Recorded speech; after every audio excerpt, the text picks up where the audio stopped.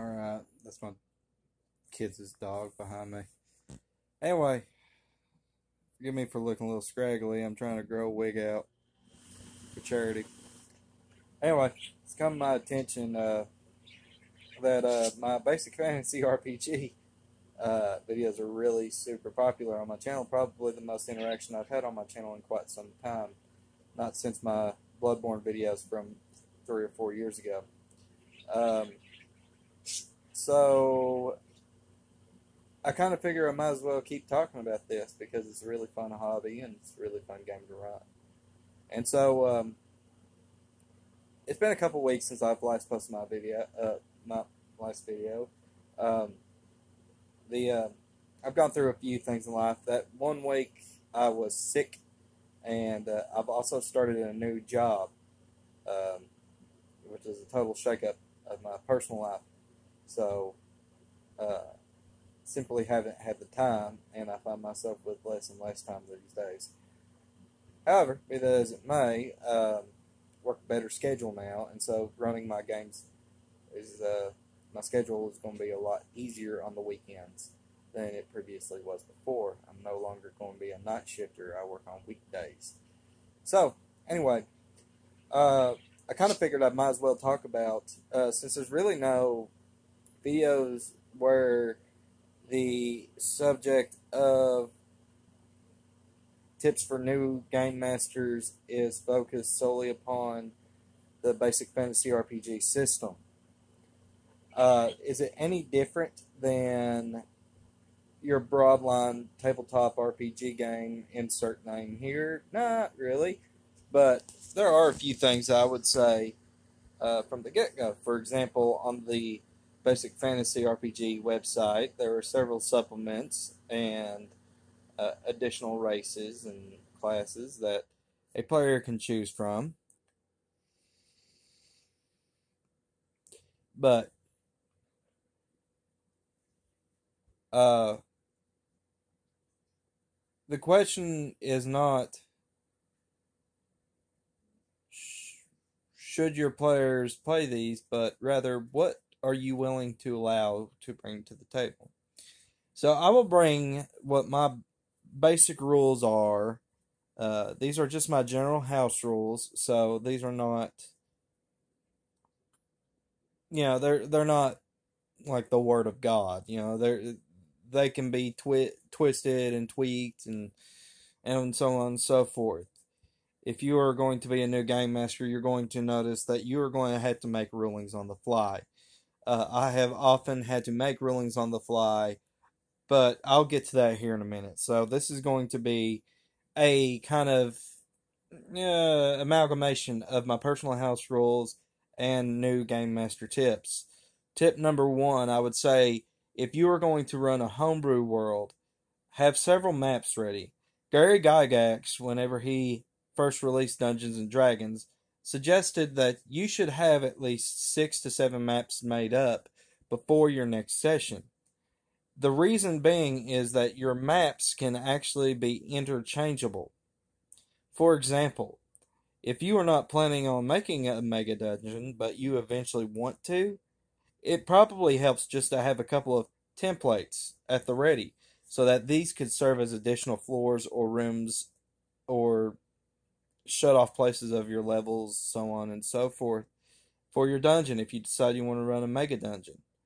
They could also be used to kind of expand the depth and length of a dungeon that your players are currently in. So, for the sake of longevity, so to speak. So, however you want to do this, I do at least recommend, even if you're going to use modules, to have some at the ready, because you should know how map making works. Because in Basic Fantasy RPG, map making is a mechanic for the players. They will be making sketches of the maps as they go through the dungeon layer. And so it would help if you knew how that mechanic works. Plus, there's a couple of additional little modules. For example, I have 2 of the adventure anthologies. as of the time of recording, there is not a third. Um, but I believe Chris Gonerman is making one. Anyway, the Darkfur Castle adventure in Adventure Anthology 1 has a basic location to begin the quest, but it doesn't have a dungeon for the riches, for the treasure that the characters are going to be looking for, and recommends that you have your own map at the ready. So you should have some made up. And this will segue into my next section. Please read your modules before you decide to run them. It helps to be familiar if you decide to use modules, and there's no shame in doing that. It helps immensely if you know what material you are going to be covering beforehand. Whether we're talking about in-person games, streamed games, video chat games, or simply play by posts. Because I do that too. It simply helps to alleviate some of the pressure on you if you know beforehand what you're going to be throwing in front of your players. So, I do highly recommend becoming, you don't have to have it memorized, but at least have some familiarity with it. For example, the Morgan's Fort module. Very short, very simple little module. Very short read. You can divide this into different sessions if you would so wish. Alright, so my next tip would be, and this would be an actual tip, try to have some house rules at the ready, because you're going to house rule. There is no getting around that. You're going to make rulings on the spot and spontaneous. And so my recommendation for you is, if you have to make what we call a gray ruling, that you should at least have it at the benefit of your players. While Basic Fantasy RPG is considered an OSR game, and it is an OSR game, it was one of the first to do so. It's only modern gatekeepers that wish to say that it isn't, simply because it doesn't have Descending Armor class. By the way, I'm going to trigger some people and say that Descending Armor class is inferior and obsolete. Anyway, continuing on with my point. Have some house rules at the ready, because while Basic Fantasy RPG is considered an OSR game, and because OSR games are considered brutal and not really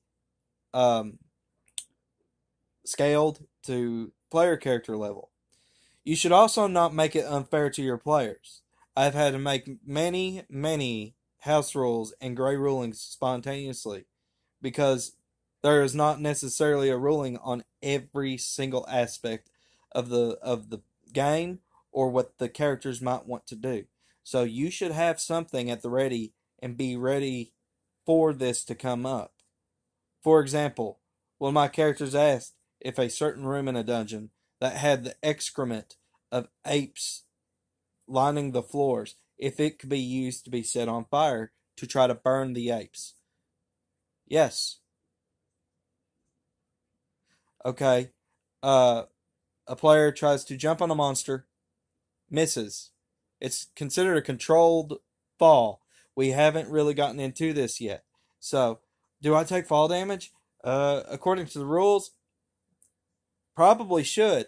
But at the same time, it would be feasible and logical for the character to know where they're going to fall if they miss plunging onto the monster. And so for that particular instance, you could say, we're not going to calculate fall damage this time, because we're going to assume that your character had complete control over the situation. But for future reference, you are probably going to take fall damage. So be prepared to do stuff like that.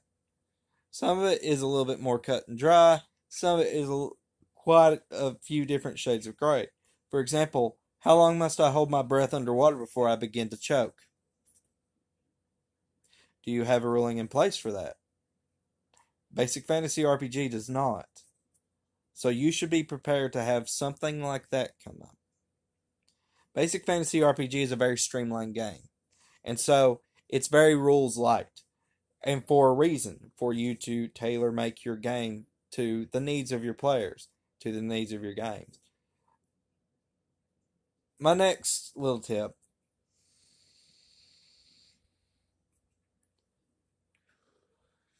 is make a section of your house rules have to do with what races and what classes are allowed in your games. There's no reason that your characters can't play, for example, a goblin. But how well would the human settlement of Morgansport react to a goblin? Probably wouldn't be a good idea to have your player play as a goblin, especially with the kind of atmospheres that I try to convey with my games. I like good old classical high fantasy, Tolkien, for example. Orcs and goblins are considered evil, corrupt races, and so we're not going to get into the politics of that because it drives me mad thinking about it. But anyway,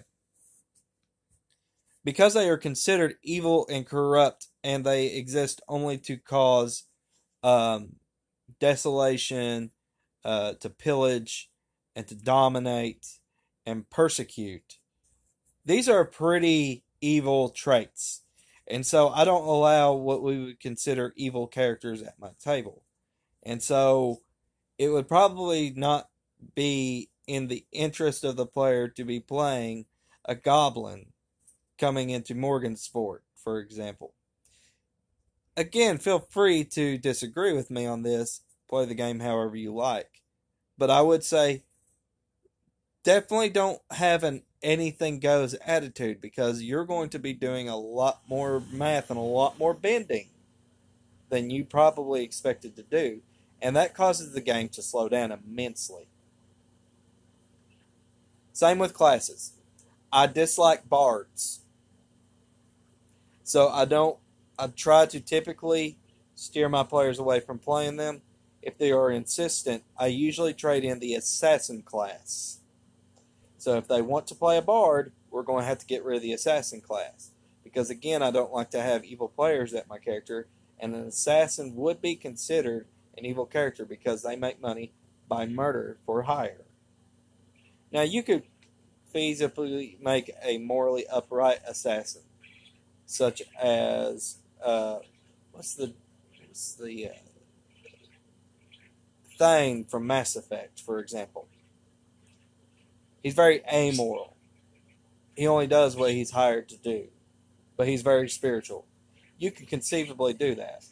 However, for the sake of remaining to my classical fantasy roots, assassins are considered less honorable, and so a player shouldn't want to play them. I also would not allow paladins, typically.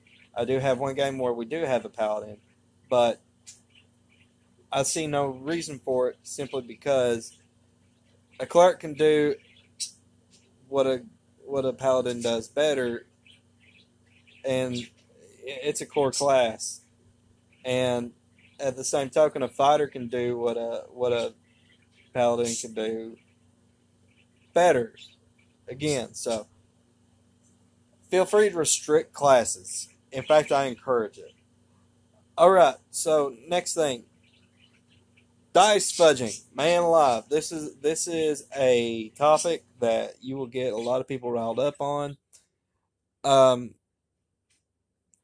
I wouldn't, and it's a no-win situation when you talk about this. I don't fudge my dice rolls.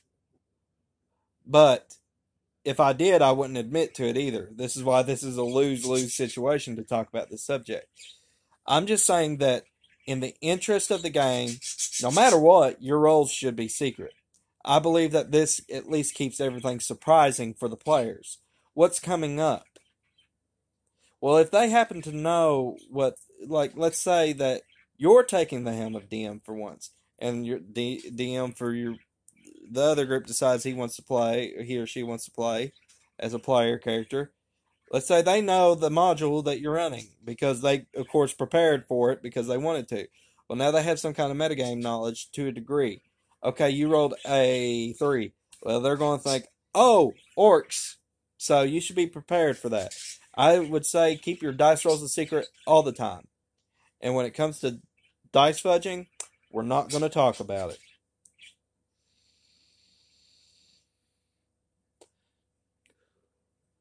All right, next one.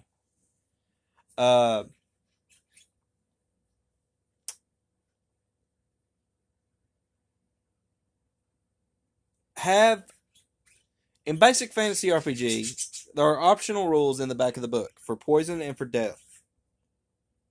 I would recommend utilizing these optional rules. Chris Gonderman has gone on record saying that basic fantasy RPG was never meant to be played rules as written. It's rules light for a reason.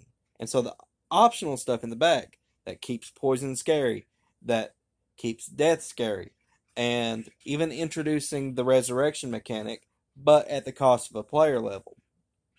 As a deterrent, your character better have some good loot on him if you decide you want to res him. So, or have really stupidly good stats or something. So, have these at play. Please utilize them. You don't have to run insta-kill poison. You don't have to run no death save 0 HP equals death. You don't have to do that. So feel free to utilize the optional rules in the back of the core rules.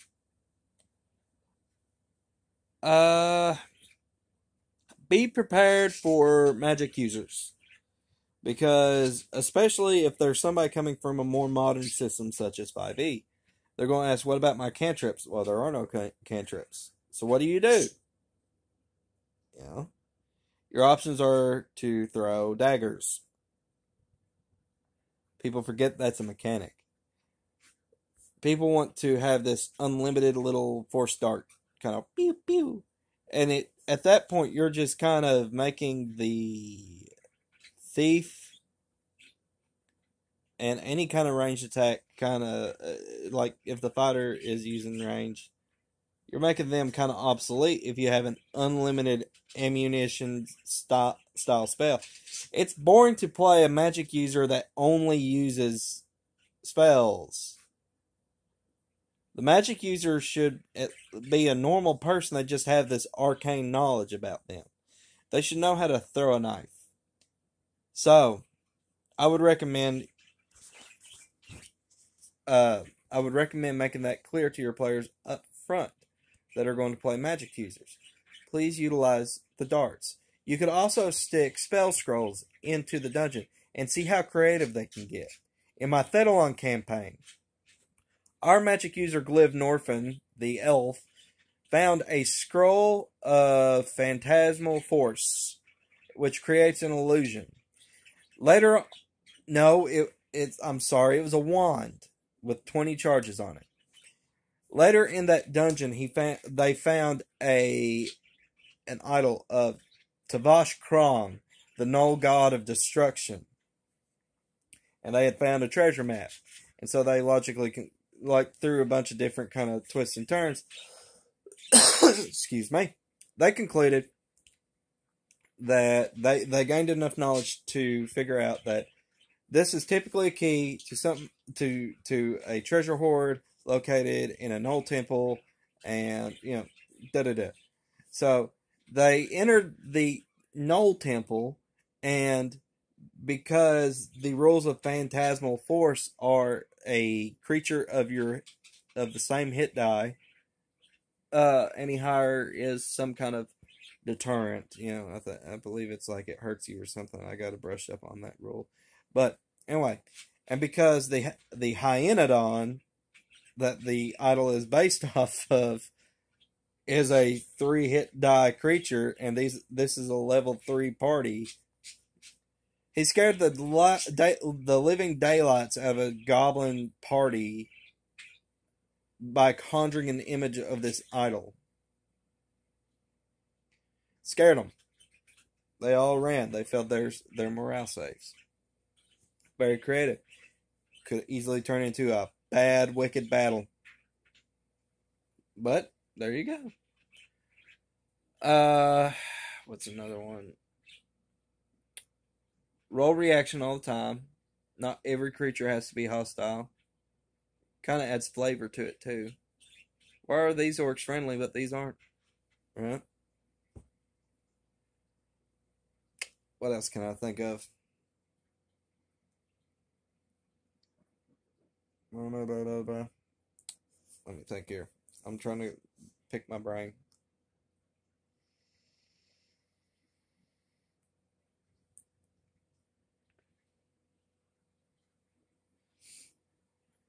Yes. So, you need to be assertive. Okay? Now, I'm going to dig into my personal life a little bit, but as a man that's taught Sunday school at church, one of the things that I've pointed out uh, in one of my Sunday school lessons, because we were talking about manliness, because my Sunday school group is mostly men. There are some women, and we were talking about particular roles in society that men and women play. I was talking about how uh, current contemporary evangelical culture has conditioned man to believe that his naturally assertive trait is sinful, when the Bible is clearly silent on the matter. In fact, it never calls it sin, therefore it cannot be sin.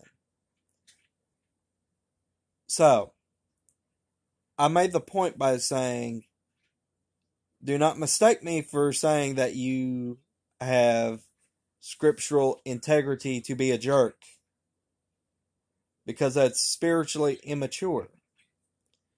So, while I realize that you're probably not watching this video for some form of Christian teaching or spirituality or da da da da da, or like you're one of those religion kind of people, realize that I'm saying this with a point. Assertiveness is a powerful tool. It's how we as humans have gotten through our survival throughout history. We have overcome the elements. We have overcome nature. We hunted beasts that were larger than ourselves. We had to gird our loins, so to speak, and to really puff out our chests in order to survive, whether that be men or women, whether this was hunters or gatherers, or simply homemakers. Life determines a level of assertiveness. When you go to your daily routine, you have an assertive nature about you that says, I'm going to stick with what I know works, and if something tries to get in my way, I will overcome this obstacle. And so you must be in order to be a game master. The problem is, people mistake this as being a toxic attitude. It is not toxic at all. If there is a problem player, it must be dealt with. But I recommend that you also make clear that players should hash out differences between themselves before they go past that chain of command to you. You should always be an arbiter. Well, I'm sorry, an adjudicator is a better term. I don't know why I said arbiter. An adjudicator for such situations. You should also be prepared to be devil's advocate. But nevertheless, whenever there's a problem player, whenever there is some serious metagaming going on, where somebody's looking up monster weaknesses, and they're, and it must be dealt with because it's a detriment to the game, you must realize that you have to be assertive in order to put a stop to it. Because if you are not, the problem is only going to get bigger, and then you're not going to have any players. Sometimes you have to crack a few eggs to make an omelet, right? So, realize I'm not saying that this gives you license to be immature, to be a jerk, to be a butt to people, because that's not what I'm saying. I'm saying that you must be willing to have an attitude that says, I'm going to go get it. This is going to be a good game session for my players. and I'm going to make sure that it stays that way. So, really, that's all I can think about for the moment. So, take care. God bless, guys.